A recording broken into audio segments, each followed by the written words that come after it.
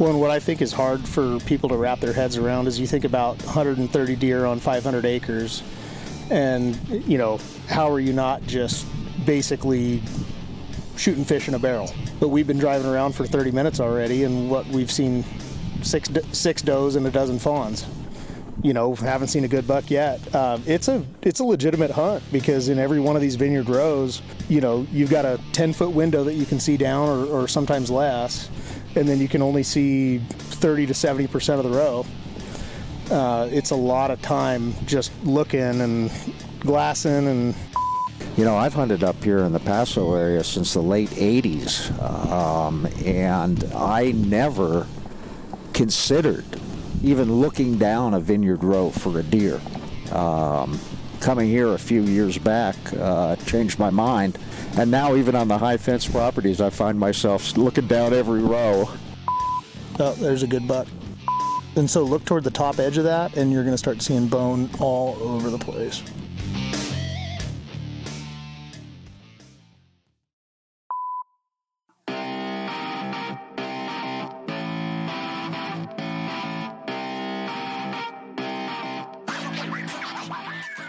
I am excited to announce that we have partnered with the Outdoorsmans in Fountain Hills, Arizona. They can provide all of your optics needs, along with some of the best machine tripods and mounting accessories in the business. Swarovski, Zeiss, Leica, Leupold, binoculars, spotting scopes, rifle scopes, you name it. They can provide it, and at the industry's most competitive prices. They are offering our listeners an exclusive offer on all Outdoorsman's manufactured products, such as packs, tripods, tripod heads, and other gear they manufacture. At checkout, type in the discount code RNA15, that is RNA15, and you'll receive a one-time 15% off your order. Please go to outdoorsmans.com and use the discount code today. Thank you for the support.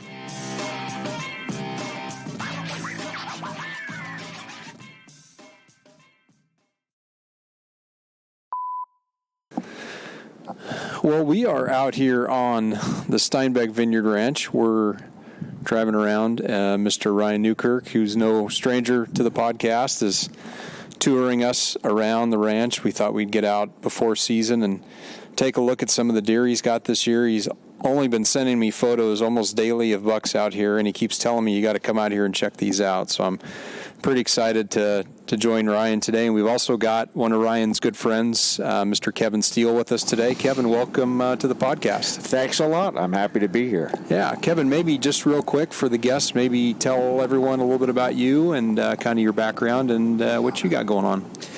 Oh, wow. Well, at the moment, I'm the publisher of Petersen's Hunting magazine. I've been with what were the Petersen publishing titles, the outdoor titles, since 1987. Okay. And I've been in the actual industry since 1977. So I've seen a few years then, huh? Yeah, I've seen a lot come and go. Just a few years. But, you know, that's the one thing that's so cool about being a hunter is the fact that if you're still not excited by this stuff, you shouldn't be out here hunting, you know? Yeah, for sure. And I would say we're kind of got a little bit of a luxury here being on the coast. I mean, we're one of the earliest deer seasons in archery, and then, you know, our general rifle season opens this weekend, which is what we'd call probably Ryan's Super Bowl, huh, Ryan, wouldn't you say? Oh, yeah. No, I'm every bit as pumped as anybody going into the Super Bowl could be. Yeah, what was your text today? I'm just a little bit amped. I'm a little amped. Just a little excited. So, Ryan, maybe, and I know you've been on the podcast, maybe just talk a little bit about the ranch, the facility, kind of what you guys do, some of the hunts you guys run, and kind of what someone could expect if they were to come out and experience this. Yeah, so the hunting side of things is very much a side aspect of the business. I mean, we manage 750 plus acres of premium wine grapes here in the Paso Robles area. This property's been in our family since 1921. We've been growing grapes since 1982. And gosh, what was it? 2010, we really started to realize that bucks like grapes, deer like grapes. Yeah.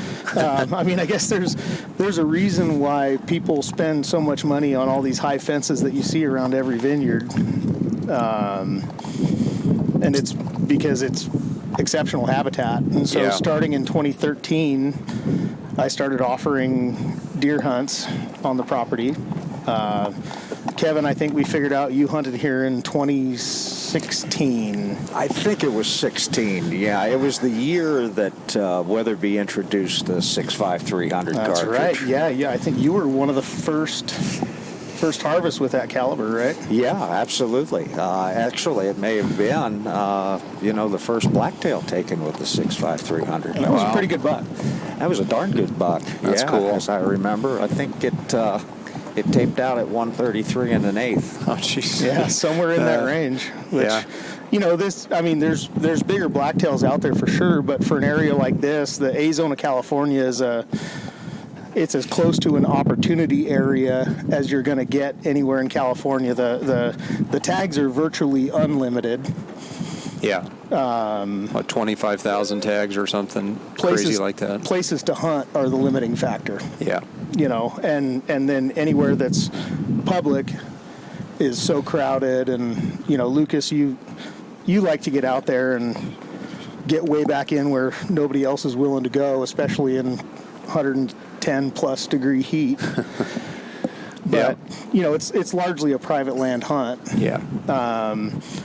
And what we've got going on here in the vineyard is, we're hunting 500 of our 750 acres, and we've got probably 130 resident deer on the property. So just a massive population, and the area that we're driving through right now, actually, because of this drought that we're dealing with this year, got completely decimated. It's a virtually 100% loss to the deer. If you look to our left, those vines should have canopies that are 40 plus inches long. Wow. And there's nothing. You look to our right, that's what they should look like. Yeah. Then you look over here in the unfenced area, and that's what we're dealing with. And we've kind of made a commitment to not fencing except in isolated situations where we're planting young vines, something like that, so that, the vines stand a chance.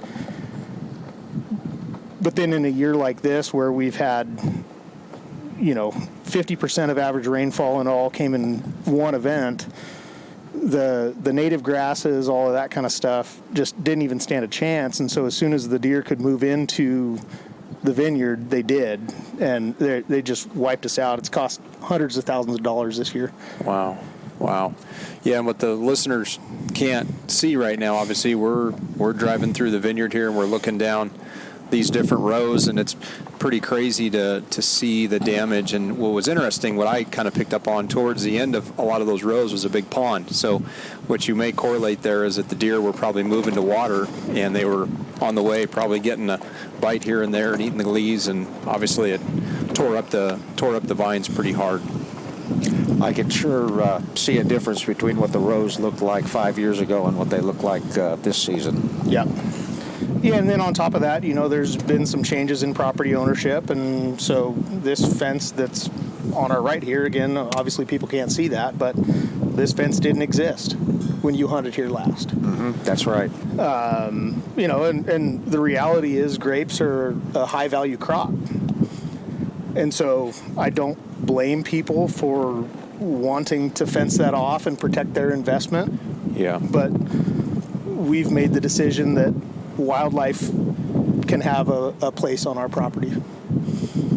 Which is cool, because when you think about your I would say quintessential, blacktail deer hunt, you're thinking, in the oaks, the vast oaks, and that just dry, oak brush stuff. I mean, not the habitat you would think of hunting in a vineyard, but what's interesting is the quality and also the quantity of deer that you've been able to sustain on the property. And again, it's not a huge, 50,000 acre ranch. This is, you're talking 500 acres where you're home to probably close to 150, 200 deer, at any given time. That's pretty incredible what you guys have done here and how you've been able to sustain that. Well, the fact that this vineyard isn't fenced is what makes it unique in the area, as Ryan was saying, because most of the properties are high fenced. Yeah. And, I've hunted up here in the Paso area since the late 80s, and I never considered even looking down a vineyard row for a deer. Coming here a few years back changed my mind. And now, even on the high fence properties, I find myself looking down every row. Yeah, there's no doubt. It's a different hunt. It's Ryan invited me out last year, and it was kind of took a chance. He goes, I see this guy, he archery hunts and seems like a good guy. So Ryan invited me out, and he said, well, I'll throw your bow in the truck. I said, all right. So I had grinded pretty hard through the season and had hunted a couple good bucks, just didn't get close enough and didn't get to squeeze off on any of. And we come out here the first night and end up sticking a buck in one of these rows. Actually was where we had just come through, and I'd never hunted in a vineyard in my life. And it's a different experience. It's something that, it takes you out of your norm a little bit. And especially for a guy like me who, like Ryan said, I like to go and kind of tuck myself away in the middle of the mountains where no one else is. This is definitely a different experience, but it was a very fun experience. It was a lot of fun. We had a great time, and that was kind of our intro of getting to be friends and know each other, and it's just spawned since then. So it was really, really cool experience. Well, and what I think is hard for people to wrap their heads around is you think about 130 deer on 500 acres, and, how are you not just basically shooting fish in a barrel?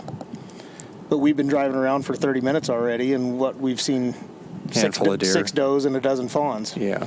Haven't seen a good buck yet. It's a legitimate hunt, because in every one of these vineyard rows, you've got a 10-foot window that you can see down, or sometimes less, and then you can only see, 30 to 70% of the row. Yeah. It's a lot of time just looking and glassing and. And of course, as the season goes on, like you've shared, Ryan, these canopies get bigger, right? Right. And then it becomes harder to find the deer as the canopies and the leaves grow. As you get towards September and obviously October, when our rut really starts to get hot and heavy, it's probably hard to pick out deer at that time. Right. And then the other angle too is, as a ethical hunter and an ethical guide, it's not like we're shooting out of the truck. We're driving around in the truck right now, and this is how we hunt. We use this to spot them because there's 400,000 vines, there's 4,300 rows on the property, and you can't see everything, even from every angle that you are in the pickup, you can't see everything. Yeah. And so the idea is cruise around in the pickup, spot a deer, and then figure out how to put a sneak on it. And what's kind of fun about it is that sneak, I'm trying to think back. Last year we had 13 or 14 failed stalks because, you're walking down one of these rows, you know exactly where the deer is, and then they take 2 steps. Yeah. And you don't have a shot. They're gone. Because these canopies are massive. Yeah, they're gone. They can move under the rows way faster than you can. And so, everything has to kind of align. It's pretty similar to most other Western type hunting that you're going to see, in that, you've got a very tight window of opportunity. Yeah, I wouldn't say there's any gimmies out here by any means, regardless of method of take, for sure. Well, last year when you got your buck, Lucas, we probably covered 2.5 miles on foot, just in that last 30 minutes. We were grinding, halfway jogging the whole time, just chasing a herd of deer around until you had a decent shot opportunity. Yeah, it's definitely a challenge, without a doubt. There's a lot of ground to cover, and like Ryan said, you're looking at these 10-foot wide windows, row after row after row, so you never get a big picture of the property. It's an individual row by row examination. Yep, it's really just a snapshot, and with a lot of the topography out here, you don't you can't see for more than maybe 100, 200 yards at most, right? And then you're over a hill, down the backside of another little ridge or whatever. It's definitely not easy spotting them, that's for sure. And there's really nowhere. I mean, there's a high hill that's kind of centrally located on the property, and so we'll sit up there once the day starts heating up, and I don't know if we've mentioned that yet, but just how hot it gets here during season. Heat. What are you talking about? It's like 85 degrees right now. It's beautiful. Right, and it's not going to be that tomorrow, and it's certainly not going to be that on opener. If you haven't hunted in triple digits, you haven't hunted the A-zone.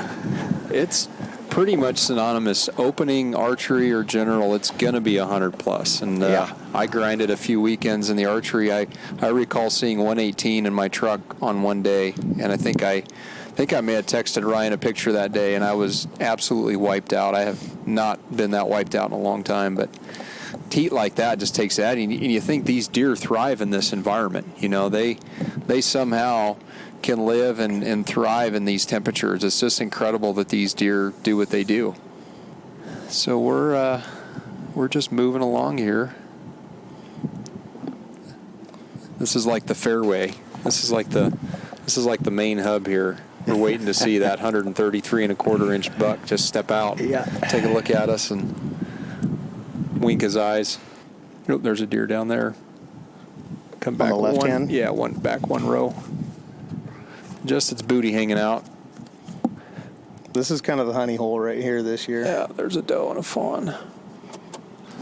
So Ryan, this year in of years past as well, kind of what is your operation? You talk about kind of the family business, started doing this, back in the 10s, but how many hunters do you take? Kind of what's your camp setup for this year? Are you looking like?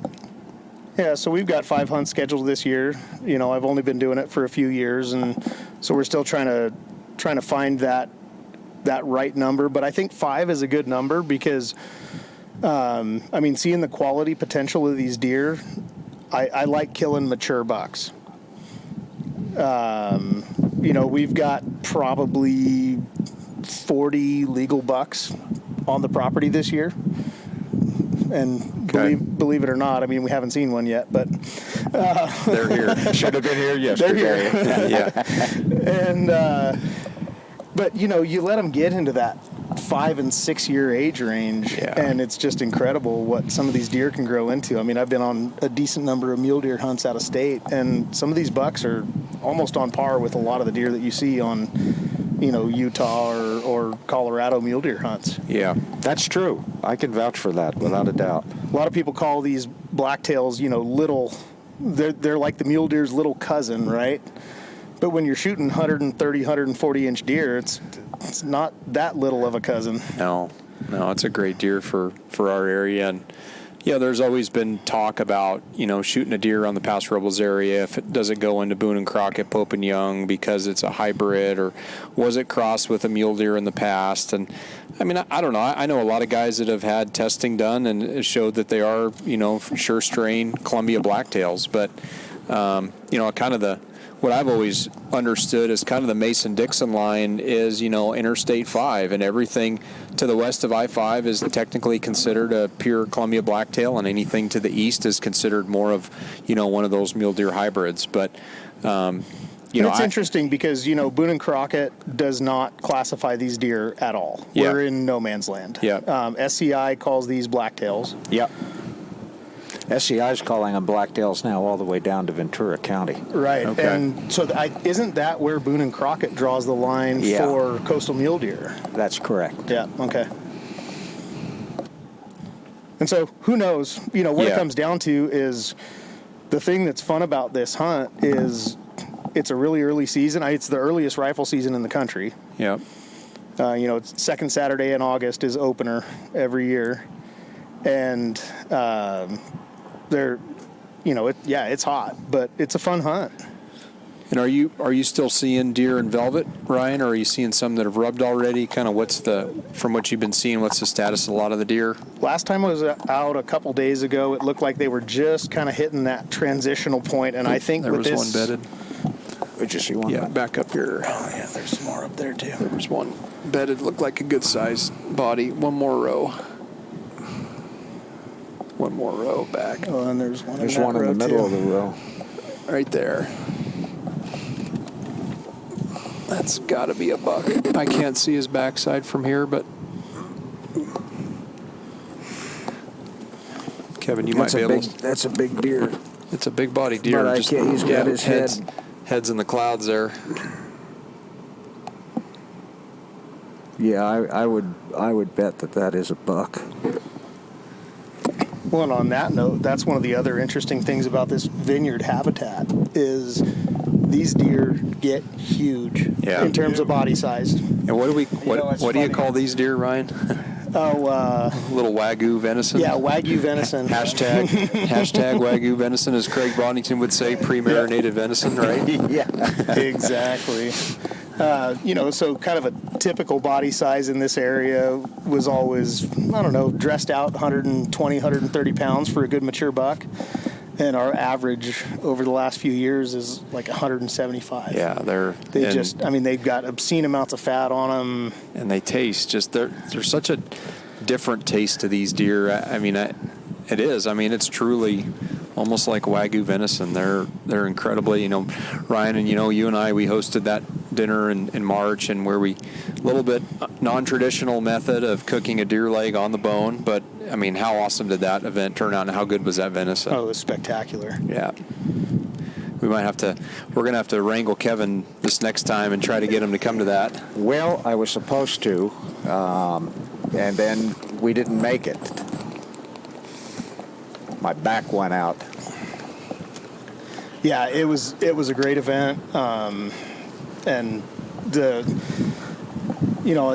Adam and Brenda Weatherby have both hunted out here before, and they both agreed that it's hard to beat this venison. Yeah. And it's pretty universal that as soon as people taste it, it's just it's a different cut. There's no doubt about it. They're almost living a feedlot kind of life. Yeah. Because when you look down one of those rows, they've got shelter, they've got food, they've got water. Intermittently, we don't irrigate too much because California is very water conscious. Especially now. Right. But, they've got everything they need right there. And they've got cover. Right. You think about a deer's life, if you could be a deer. A bedded deer. Right? Eat, sleep, cover, procreate. What else does a deer really do, right? That's their life. And doesn't sound too bad as a human every once in a while. Yeah, right? Really. But what no better life than to live in a vineyard and have that lifestyle. Now, Ryan, on the actual. Why do they all have their heads right in the canes? That's got to be a doe, because I see no horns above the canes. Yeah, I don't see anything hanging up there. So, is it a myth? Do the deer, from what I understand, the deer obviously eat the leaves. Do they eat the leaves down and then they start eating the grapes, or does it work vice versa? Or what do you see majority of the time? So we're just at what's called veraison. So the clusters have been there for a couple months now, but they're just starting to turn color and sugar up. And so what we're seeing for the most part is 70-80% of their diet is the leaves. Okay. But then they will eat a lot of the grapes as well. And I think the bucks probably eat more than the does. Okay. Because we've got two irrigation ponds on the property, and then I have watering troughs scattered around the place also, just to try to kind of keep them dispersed. Yeah, makes sense. And I almost never see buck tracks at any water source. And they've got to be getting it from somewhere. Yeah. And so I'm thinking they're getting a lot of their moisture from out of the actual grapes, huh? The grapes themselves, yeah. That's interesting. Because it's not hard to spot a buck track either. No. And in this soft farm dirt, their hooves don't wear down at all. You'll see hoof prints that are 4+ inches long on a relatively small-bodied deer. Mm-hmm. That's interesting. Yeah, that's true. It's sandy soil. Yep. Well, it's like even for us that have hunted a zone know that if you've had trail cameras out and there's a good buck in the area, but they're never hitting a certain water hole. It's like, where are they watering? It's like, I think some of these bucks just find springs or just a little drip somewhere, and that's where they go, and they know they're vulnerable at a big water source. They don't show up there. Well, but, so I mentioned earlier that we have 400,000 vines on this 500 acres. Each one of those vines has 2 drip emitters underneath it. Yeah. And so maybe they're just following that irrigation cycle. Grabbing one, getting a little drink and...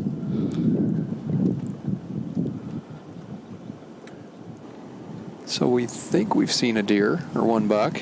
We think so. We think. Yeah, where's the rest of the 130? We're just gonna all of a sudden just jaws are gonna drop here any minute. I'm waiting for that. I'm waiting for that to happen. You ready to get that explicit tag on your podcast? That was another doe. Beep beep. I think it was. I think it was. Yeah. So just maybe a little bit about kind of the vineyard, Ryan. I mean, what types of grapes and what types of varietals, different types of wines that you guys produce on average on a normal year? Is there different grapes that you guys do, or is it pretty standard? Yeah, so it's a permanent crop, so whatever varietal we have is established. Okay. We're about 80% Cabernet Sauvignon, but then we have a total of 15 different. There we're getting into them. 15 different varietals around the property. Okay. Work with some noteworthy local wineries. Cabernet Sauvignon is kind of the flagship of the Paso Robles area. But then it's fun to play around with lots of other varietals. And what's kind of interesting is Merlot, it's not super popular with consumers, but man, the deer seem to love it. I don't know why. I can chew on a leaf and I can't tell the difference, but they can. They're like first-time wine drinkers. Right. They all start with Merlot. Merlot drunk. Yeah. That's cool. Well, there's no doubt you guys make some great wines. I had shared a wine with a friend of mine who we're hunting Thule Oak with last week, and we opened up a bottle of the Steinbeck Vineyard Zinfandel. So it was a little buck. It was a good wine. Let's look at these other two. So does. I'm not seeing anything there. No. We'll get there.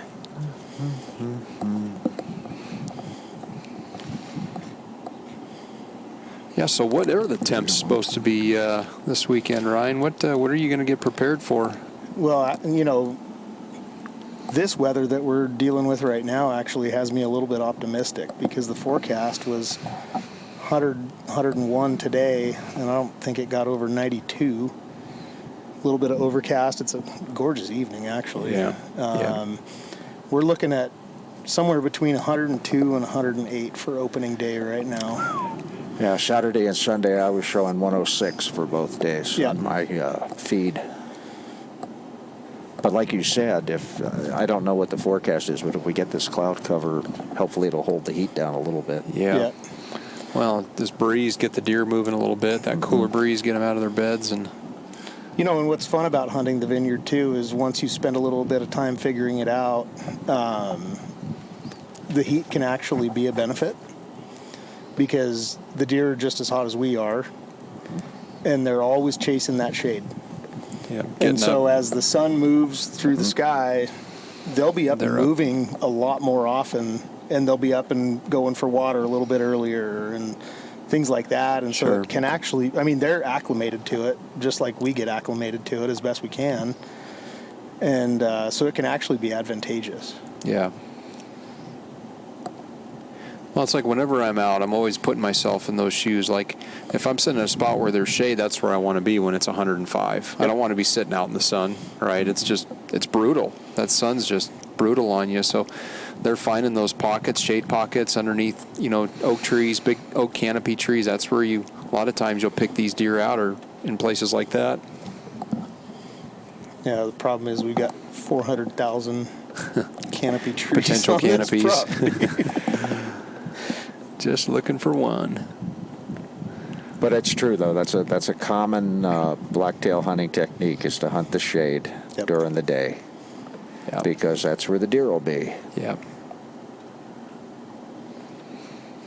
So speaking of opening weekend, Ryan, what do you got? What do you got planned and set up for this weekend? You got hunters coming in? Yeah, we've got 2 hunters coming in. Kevin, you want to expound on we that?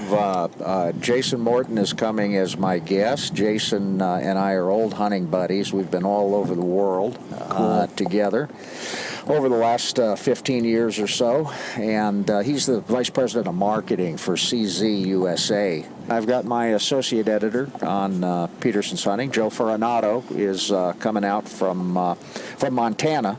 Joe lives in Montana, but he was born in California and has never taken a blacktail. So No kidding.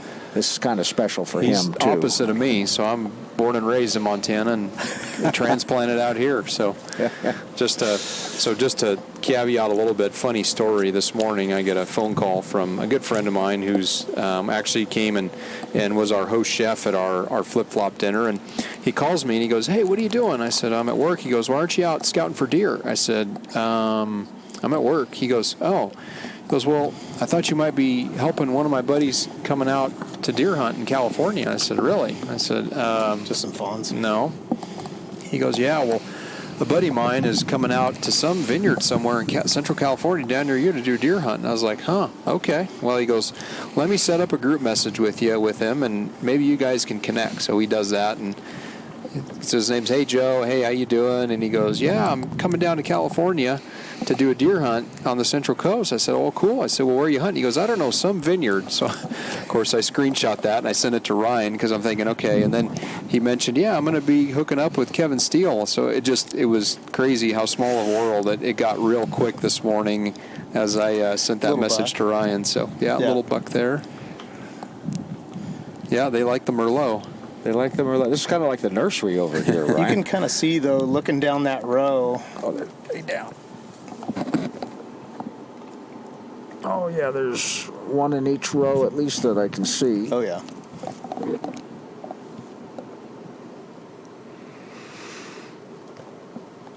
Those are all a little bit tan, though. I think the bucks are starting to get that little bit of a grayish tone to them now, for the most part. But looking up close here, you can imagine what a fully grown cane would be, but then you see all those kind of naked-looking ones. That's all the deer eating all the leaves off. So if I recall correctly, this is right about where you took your buck, Kevin. Actually, I think we were on Were we a little bit the further other side over? of the hill. Okay. Yeah.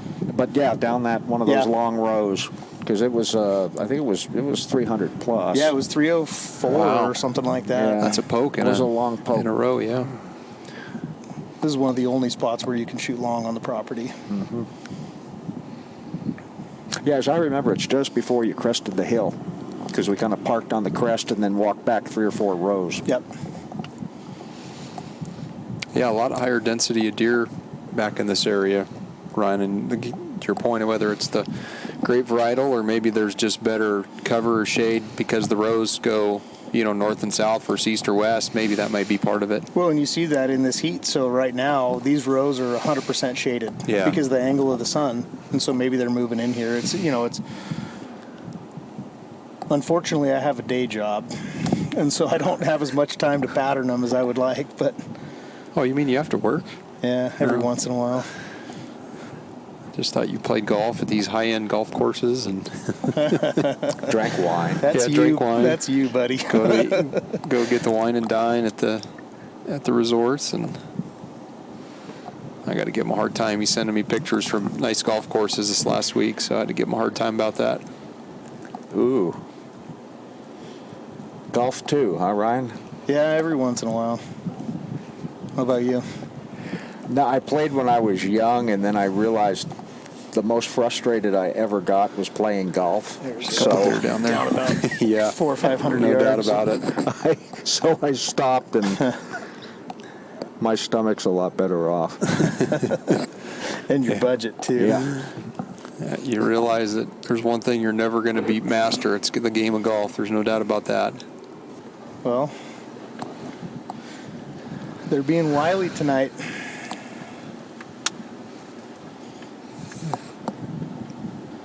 They must know something's on the horizon. Like it feels like it's getting close to hunting season. They're sensing that opener. There's A couple buck. babies. Little buck. Yeah, little. Little buck. What are you talking about? That's a trophy. That's a trophy buck in the second row here. That's the best buck we've seen. Well, it is the best one we've seen, but you forget I've been here before, Ryan. Kevin said something about the nursery, right? Well, I might have Yeah, we're still on the We're still nursery. kind of on the sent nursery. you a picture or two also and shot myself right in both Boy, feet. you did. Well, there's a pile of them in this field, though. Yeah, to your point, and this could be that just sweet spot in the afternoons where they just like to hang. Well, and it's back to the whole how much of a hunt can it really be on 500 acres aspect, right? I mean, they can go anywhere and get all their needs met. So they might have those spots that they prefer, but at the same time, you push them a little bit or something pushes them around a little bit, and Yeah. all of a sudden they're in a whole different spot, and you got to figure it out again. Well, I mean, to that point, I mean, you got these humps. There's a couple deer up here to the right, but there could be 10 deer on the other side of this ridge, right, that we can't even see. Yeah, you can see the far end of the field, but you can't see every inch of it. Yeah, exactly. Pile of them. Yeah. Yep. Good to see, like you say, the young ones got, 2 fawns. That's just good crop for future. And, it's interesting when you... Oh, we got one ducking through. What? And he cut up. Oh, we there's a bunch just of- busted a bunch. There's a but small I don't know, little, there's small little buck. spike. Looks like a covey of deer there. Yeah. Yeah. Should have brought some of those CZ shotguns out. Really? It's interesting when we talk about drought conditions, and maybe we can rant that, but it's interesting because I've been hunting deer for the last month and a half with my bow, and then I was fortunate to take out a couple guys elk hunting this last week, and what I'm seeing this year, I'm not seeing it. I'm not seeing the drought conditions in the antler growth on the animals. Now, could that one animal been a 315-inch bull versus potentially? But I'm still seeing big deer and big animals. So it's interesting when we have that that conversation about drought, what it can and can't do. I've sometimes seen it been the year after a drought where you see the conditions change versus the actual year of the drought. I don't know if you guys have any feedback or comments on that. Well, and there's been a lot of studies on, effects of environmental conditions during gestation. And so that's what's almost impossible to track realistically unless you're doing, a 20-year biological survey or something like that. But that's what I'm always curious about is... Sure. Because every once in a while you'll get these little kind of blip years where quality's just not there, and the conditions for that year don't justify it.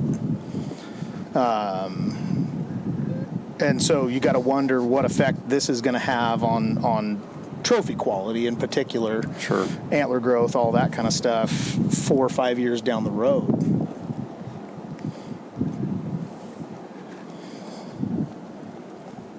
But yeah, I'm seeing the same, the deer that I'm seeing this year, I mean, this is, I say this every year, and it's kind of true every year, is it just keeps getting better. Kevin killed that monster buck back in 2016, and That was a 4x4, wasn't it, or a 4x3? 4x3. 4x3. I remember you showing me pictures of that, Ryan. Yeah, just The a beauty. Really tremendous local blacktail. Yeah, he had everything. Yeah. He had great tine length, a lot of mass. Good eye guards, if I remember. Had eye guards, which aren't common on most of these blacktails. Yeah, eye guards are kind of those are always a good feature to have on these if you can find them. You bet. So that deer had it all. And we have them out there this year, believe it or not. But Oh, I believe it. I've seen some photos. Trust me. I'm not doubting you at all. doe.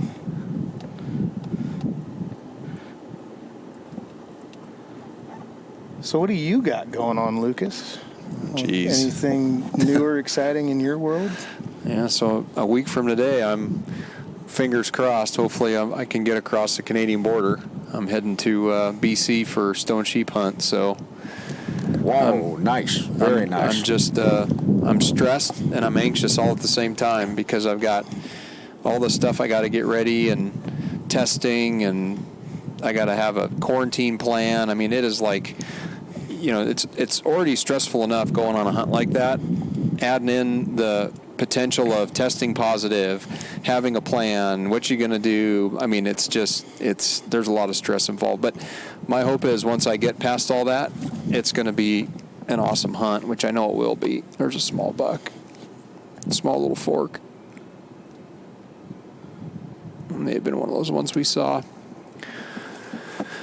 So that's a week out, and then I do that hunt. I get back, I'm home for 3 days, and then I head to Kyrgyzstan to go hunt ibex. So it's when I say it's going to be a wild next 30 days, it's going to be pretty crazy. And again, I'm only crossing my fingers. I'm hearing stuff now internationally. September 1, there may be some changes. So I'm saying a prayer every night that the world continues to turn and that we don't stop the world again. But at the same time, not holding my breath either. So, but yeah, so got a couple hunts there, and then I'll do some domestic stuff. I got to go to hunt elk in Montana and hunt deer in Montana. I got a Colorado deer tag, and then I also got a local archery tag for Monterey County. So I'm excited for that. That's the month of October, the A26 tag. So that'll be fun to chase deer in the rut here with my bow. So My son pulled that tag last year and got a buck. That's the best time to hunt. Yeah, I'm excited. I've always seen a lot of the deer in October around here, and I've never had a tag in my pocket to hunt them. So it'll be fun. Yeah, and how long have you been anxious about this stone sheep hunt now? Because it got postponed. Yeah, this will be year 3. So I put my original deposit in 18. 2019, I put some more cash down, and I met my outfitter at the sheep show in 2020 in January, and we were talking about how great it was going to be, and then March hit last year, and the world turned upside down, and from that point up until about less than a month ago, I pretty much figured that hunt was a pipe dream and was never going to happen again. And of course, last year the Canadian border was closed, so it didn't happen. And this year it was really trending to be the same story. And late July, somehow the Prime Minister Trudeau, they put a plan together and they opened up the border.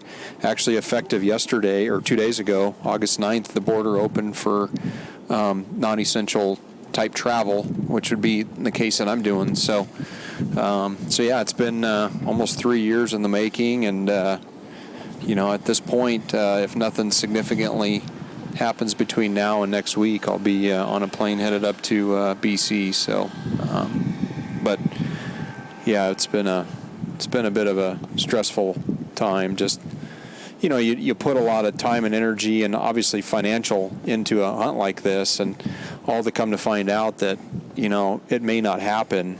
It was hard for me to swallow that for a while, and so like I said, it's pretty surreal to have the opportunity to actually be able to go and do this. So very cool. And there's hundreds of hunters, probably thousands, in the same predicament that had hunts planned for 20 that got canceled all over the world, and it put a world of hurt. It's bad enough when you're a hunter, but when you're an outfitter, it's really hammered those folks in Canada, South America, Africa, Asia. They're the ones that really got hammered by it. Yeah, and I kind of look at it from that perspective. I mean, I know that a lot of the Canadian outfitters ran Canadian resident hunters, but these hunts were going for pennies on the dollar. I think they were just trying to make enough to keep the lights on. So two subsequent years, I think, would have put a lot of them out of business. So I'm happy to see that they are, some of the countries have opened up and allowed folks to travel, if vaccinated or show proof of negative tests, so forth. So there's a lot of hoops to jump through, but I tell you, there's guys like me that don't have a problem doing that if we have the opportunity to go do it. So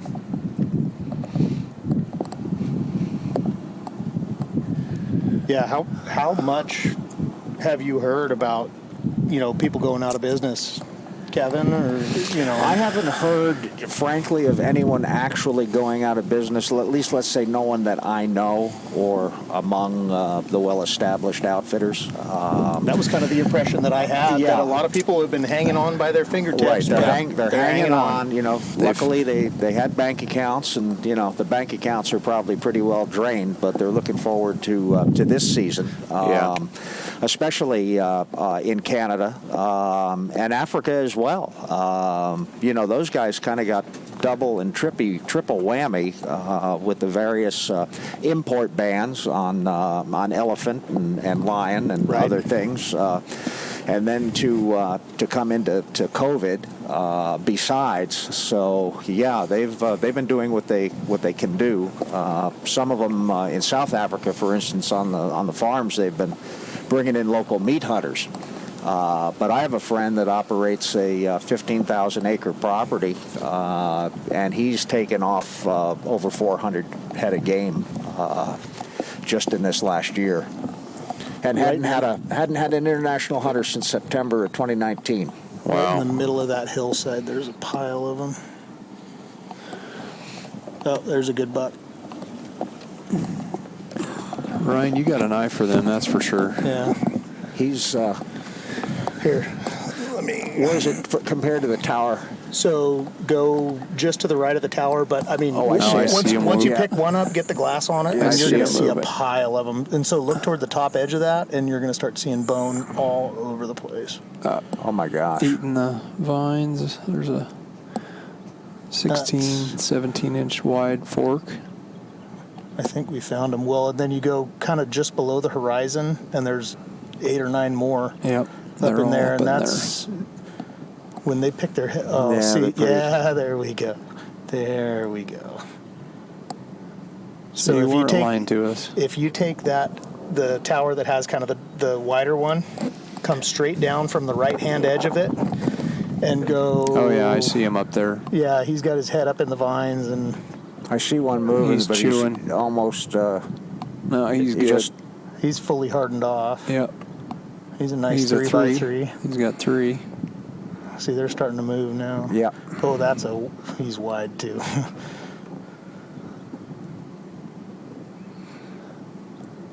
But then there's 3 or 4 more Oh, to there's his a whole- left. Oh, there's Whole just group of them it's there. just hard to keep track of them right now. Yep.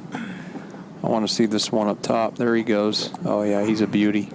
Oh yeah, Both yeah, levels, yeah, and then yeah, there's there a we go. velvet. There's a velvet one there. Okay. Yep. Nice velvet deer. But that was a good spot, Ryan. That hillside was alive with them. I'm sure you've never looked there, Ryan, and probably never seen deer in your life. Wow, that was some good action there. So that's where they And just there's all some that we haven't looked at too. So they just all got bundled up together then. There's it's still crawling with deer up There's there. 40, 50 deer in there, Yeah. I think. This one that won't lift his head up is one that I really want to see. The one that's still up at the top. No, he's about pushed off. 40% down.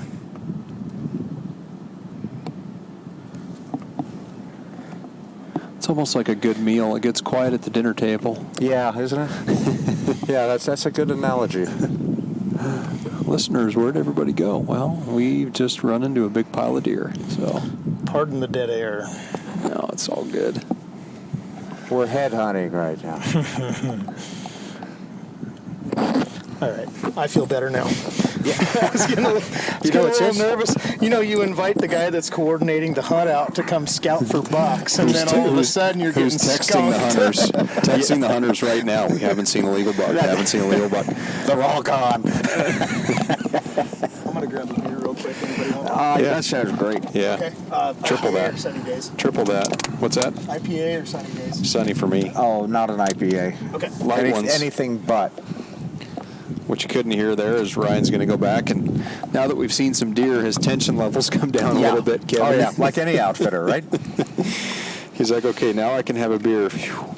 No, that was a pile of deer. couple. there was really nice deer in there. It's interesting too because they're in a great spot. That wind is coming right through that little valley there. They were on the shady side, so everything that we were talking about is where those deer were.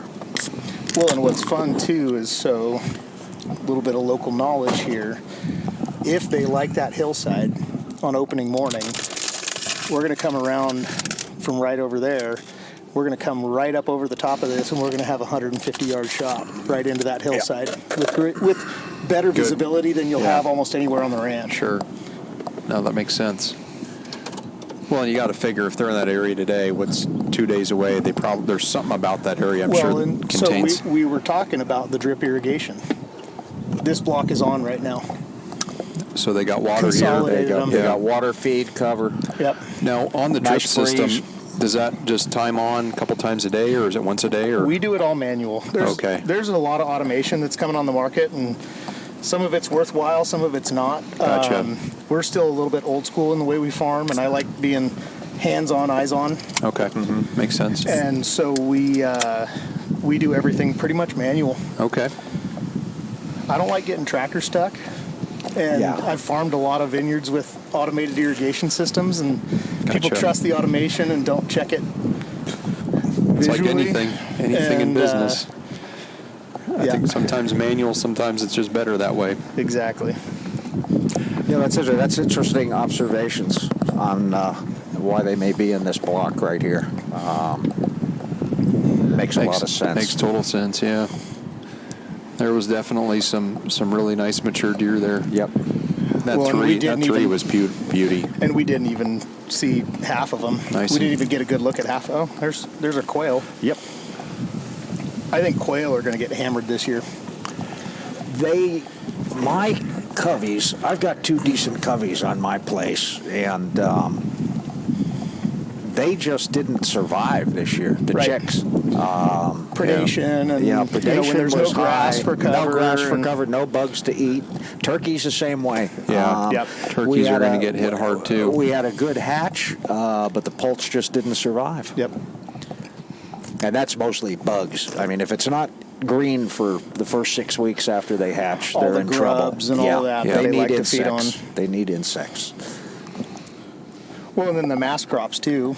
Those are going to suffer on a year like this. And I always figure with like the turkeys, if the grass isn't high, the coyotes, the bobcats, they've just got free reign because those little chicks and poult can't hide, and Roadrunners hammer them too. Do they really? Oh gosh, yeah. Wow, I didn't know that. Terrible predators. And I'm seeing more roadrunners all the time. Yeah, terrible predators.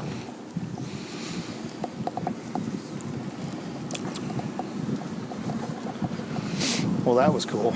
That was cool. They're up and moving now too. Yeah. You see them feeding like that. Well, this breeze definitely should get them up and get them moving around a little bit.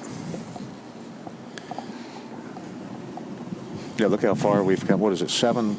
Not even 7:30, and we're down 20 degrees from where it was today. Yeah, at least. Take a peek at that one, Lucas. About 230, 240 up there. Yep. Right hand side. Yep. You might, if you kind of crane your neck, you might be able to. That's a buck. I see.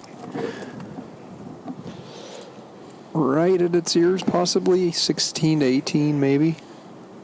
I can't count times. That's good. So I can see. Well, we'll mosey our way here. See, this is. They would have just been. This could have been part of that same group, right? Right up Skyline. Oh, there's another one behind him. There's too. another one.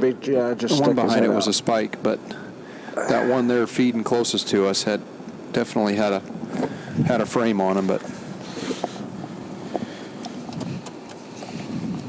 So that's what's kind of fun is, this block right here that we just kind of bumped them in is 30 acres. They moved all of, 100 yards. Yeah. At the most.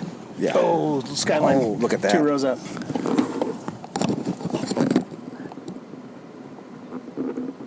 Oh, stud. That's a good buck. That's a darn good buck. Stud. Looks like a 3x4. Yep. 3 on the right, 3x4 4 on the guards. left. Yeah. With little eye guards. Yep. Oh, man. There's a good buck. Mommy. wonder why Ryan could pop a beer now. Oh yeah. We were joking. There's a butt in that row. Yeah. The nerves have come down a little bit. There's another one moving about 3 rows to the left. Let me see if I can get a skyline of that guy. Pretty shot right there. Try not to move the truck. With a camera, not with a rifle. Ryan, go about, I don't know, 6 to 8 feet forward if you can. Right there. Pardon the heavy breathing.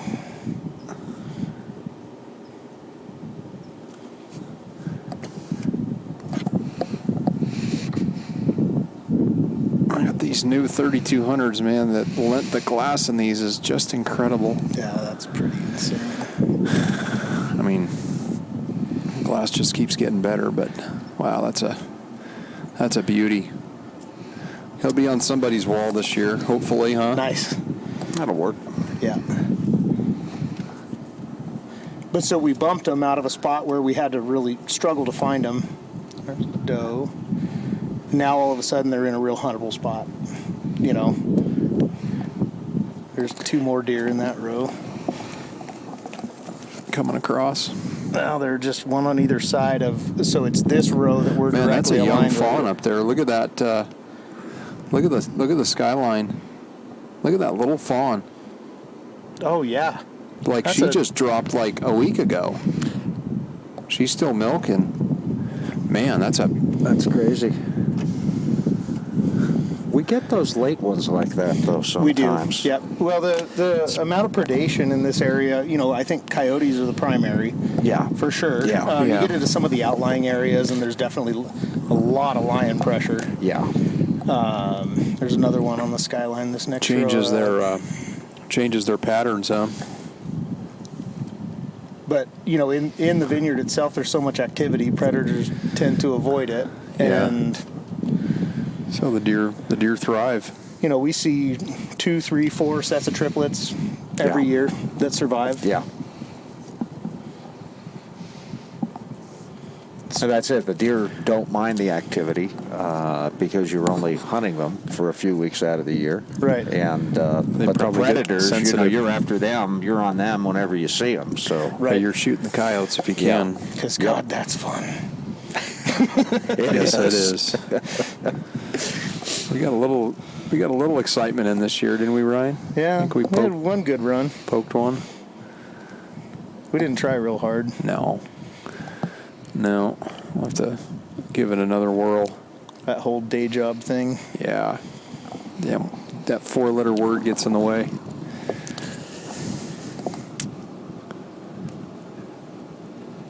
Well, let's go cruise around to the other side and see if we can get a better look now, because that was a really nice buck. that was a good buck. That was a beautiful one. That was one you're not going to say, well, let's see if I think we can do better. Yeah, No, but that's 1, 2, 3, bang. it's always fun to find that one that makes you say, holy shit. Yeah, exactly. And we've got a couple of those. Well, plus we know what he looks like now too. Yep. One that keeps you excited, but when you got hunters knowing that one's around, you know that there's always a possibility. That's right. I'll tell you what, back to that whole hybrid conversation. I mean, you look at these deer and they do not look like Columbia blacktails in a lot of cases. They've got more of a mule deer frame to them. Yeah. And so genetically, I mean, the distinction between a blacktail and a mule deer is not that great anyway. I have to wonder if there is some hybridization. It doesn't really matter. But then every once in a while, that mule deer frame is predominant. Every once in a while, we get one of those real classic, just kind of narrow frame, tall, tons of mass. Kind of more of that Columbia, right? Yep. And something about those bucks does something for me. Yeah. No, I agree. But there's also something about one that might go 24, 25 inches wide. Yeah. Yeah. 130, Does something 140 for class me. deers. Yep. 1, 2, 3, bang, like Kevin said. Yep. No question. The 3-second rule. That's what we used to call it. Once you see it, you got 3 seconds to pull the trigger. I wish all my hunters knew that. Well, most hunters don't get the animal they're after because they're too slow. Yep. No, and you're really right. A deer will give you about a couple seconds, right? Yep. They'll give you that just, okay, what are you? Nope, I don't feel good about this. I'm done. Yep. And they'll give you that window. But 3-second rule.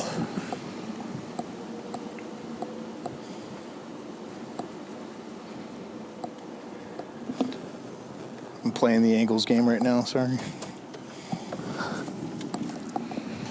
so we are at almost 7:30. We got the sun dropping here right in 30 minutes. So 7:56 sun drops, 82 degrees. Like I said, we probably dropped at least probably 10 to 15 degrees since the sun was predominantly up without cloud cover, and really starting to see a lot of deer moving around.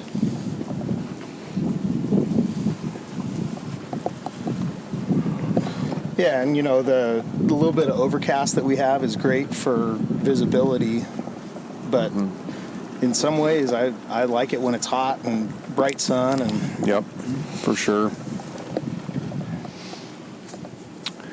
didn't know if we might be able to get eyes on something from here.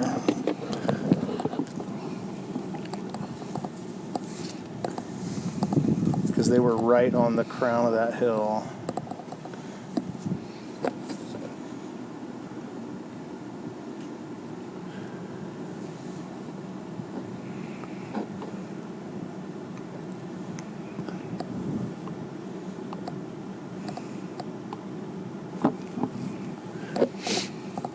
Well, this was a cool conversation. We've been at it for well over an hour, gents. So maybe what we can do is we can put a closure to our little discussion. That'll give us a little opportunity, maybe right as the gray light starts to hit and the sun starts setting, and we can get out and glass if we need to. But Kevin, it's great having you on. Great getting your input and insight, and cool that you got some hunters coming in this weekend. So that'll be exciting for you to kind of help guest and sponsor them. So We're looking forward to it. It's a great place to hunt, and like you said, it's a unique experience. And if you ever get a chance to do it, I would highly recommend it. yeah.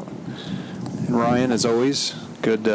Thanks for the invite, man, and appreciate the fuel you're burning and the beer we're drinking. It's always nice to get out and look at some really nice deer on a pretty cool property. So thanks for having us out, Ryan. And thank you for leaving your bow at home, because You know me. didn't need something to die tonight. No. If I have to, I'm waiting my turn. It'll be long before it'll be after all your other hunters have done their damage. So. Anyway, thanks, gentlemen, for jumping on. Appreciate it. And, Ryan, good luck this weekend. And, I'm excited to see photos and hear stories. So you guys have some good luck, and appreciate having you guys on. You bet. Little spike. Adios.